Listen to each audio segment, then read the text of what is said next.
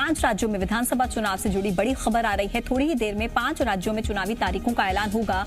UP, Uttarakhand, Punjab, Goa, Manipur में होने वाले हैं चुनाव, जिसको लेकर प्रेस कॉन्फ्रेंस की जाएगी चुनाव आयोग की तरफ से और बड़ा ऐलान होगा, तारीखों का ऐलान होगा। तो बड़ा अपडेट इस वक्त का विधानसभा चुनाव से जुड़ा आप तक पहुंचा रहे हैं। 5 राज्यों में विधानसभा चुनाव होने हैं। अब से थोड़ी ही देर में आज चुनावी तारीखों का ऐलान होगा।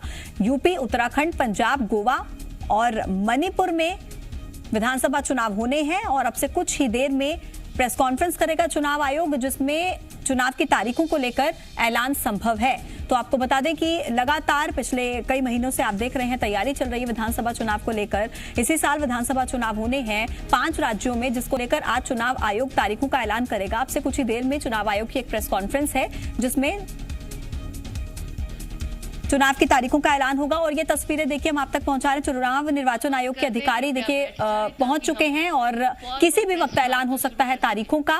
ये लाइव तस्वीरें हम आप तक पहुंचा रहे हैं। चुनाव निर्वाचन आयोग के अधिकारी पहुंच गए हैं। 5 राज्यों में विधानसभा चुनाव है, जिसको लेकर आज चुनाव की तारीखों का ऐलान होगा। ये निर्वाचन आयोग के अधिकारी मंच पर सुशील चंद्रा आपको नजर आ रहे हैं। देखिए तस्वीरों में और भी कई अधिकारी इस वक्त मौजूद हैं। चीफ इलेक्शन कमिश्नर हैं सुशील चंद्रा और मंच पर पहुंच गए हैं। प्रेस कॉन्फ्रेंस चल रही है।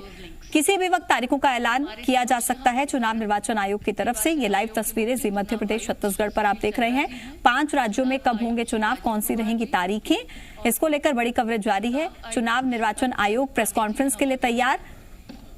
ऐलान होगा चुनाव की तारीखों का।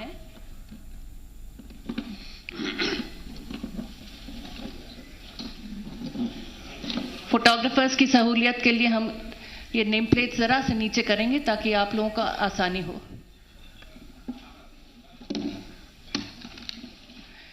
मैं अब मुख्य चुनाव आयुक्त श्री सुशील चंद्रा जी से अनुरोध करूंगी, कृपया आप सबको संबोधित करें। Honourable Shri Rajiv Kumar ji, election commissioner, Shri Anup Chand Pande ji, election commissioner, senior colleagues from ECI and all media friends. First of all, I welcome you all to this press conference. As you are aware that the term of legislative assemblies of Goa, Manipur, Punjab, Uttarakhand and Uttar Pradesh are due to expire in this year on March 15th, March 19th, March 23rd, and again March 23rd and May 14th respectively. A total of 690 assembly constituencies will go poll this time. These includes 40 assembly constituencies in Goa, 60 assembly constituencies in Manipur, 117 ACs in Punjab, 17 ACs in Uttarakhand and 403 ACs in Uttar Pradesh. The Constitution of India places upon ECI the solemn responsibility to conduct timely elections. It is the right of citizens to exercise their sovereign will and elect their representatives. For the past 2 years, the impact of COVID-19 has made conduct of elections extremely challenging.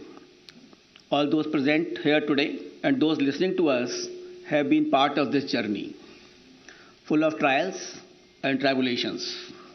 It is our duty to see how to conduct elections in a manner that protects both the voters and the vote. As the country faces a surge of COVID cases and emergence of a new variant, Commission would like to explain in some detail the new protocols that have been put in place for conducting forthcoming elections in a free, fair, participative, accessible and safe manner. But before that, we would like to tell you something about the basic preparations which we have done. We work with 3 broad objectives this time, and foremost is the COVID safe election. Second is hassle-free, comfortable voting experience to the voters. And third, the maximum voter participation.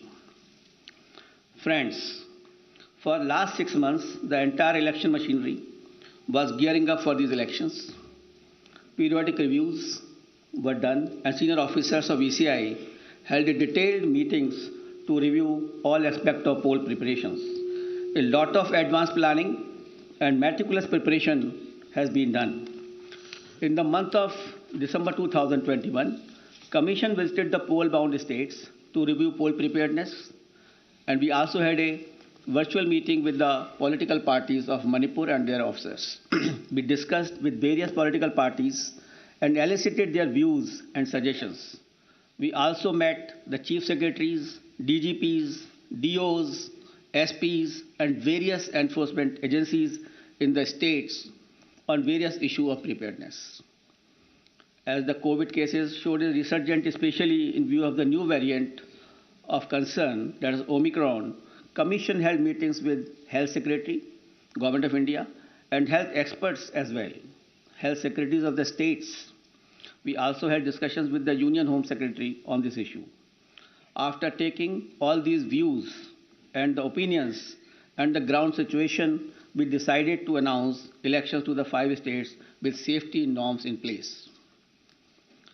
At the heart of election process lies the sanctity and absolute veracity of the electoral roll.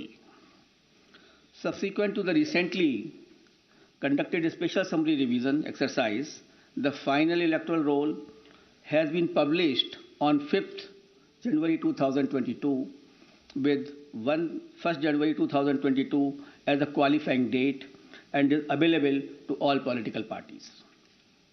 Commission laid emphasis on registration of new age voters, women, and persons with disabilities. A total number of 18.34 crore electors, including service voters, will take part in this election, out of which 8.55 crore are women electors. As a result of the hard work done by our officers in the field, we have some very encouraging figures to share with you. And there was a lot of emphasis on increasing the gender ratio. That is, the women's participation in electoral process. And I'm happy to say that it has been increased in all the 5 states. And as compared to the last assembly elections, and with Uttar Pradesh witnessing the maximum increase of 29 points, followed by Goa 24 points, Manipur 19 points, Uttarakhand 18 points, and Punjab 10 points.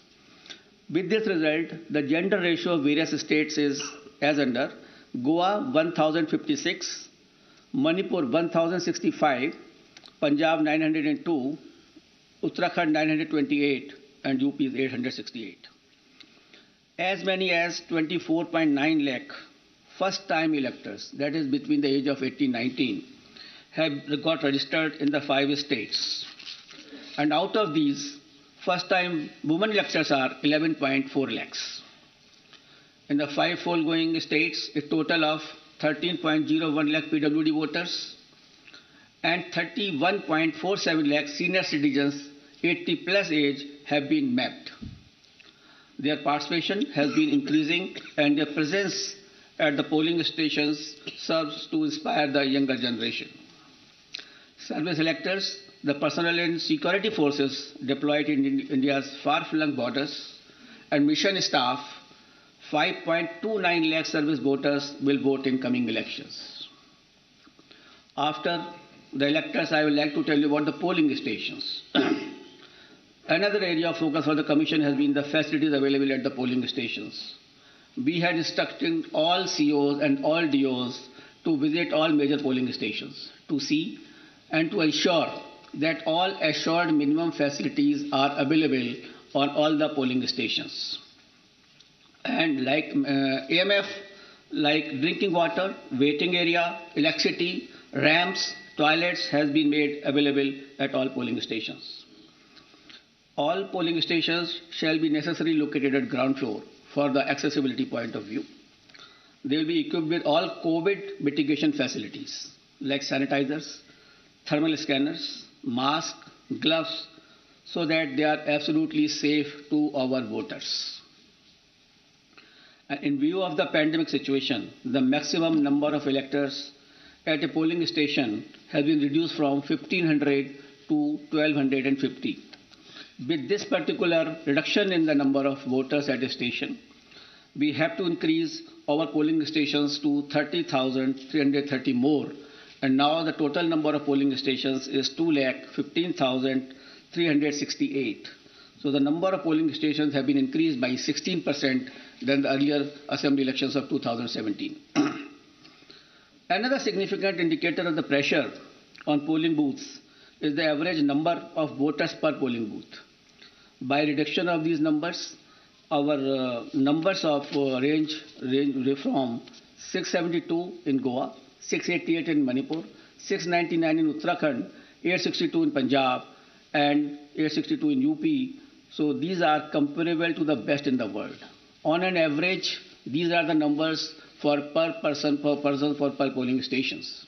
So all stations are less than 1,000, and you see 688, 699, which is very comfortable, and we can give a very good polling stations experience to the voters.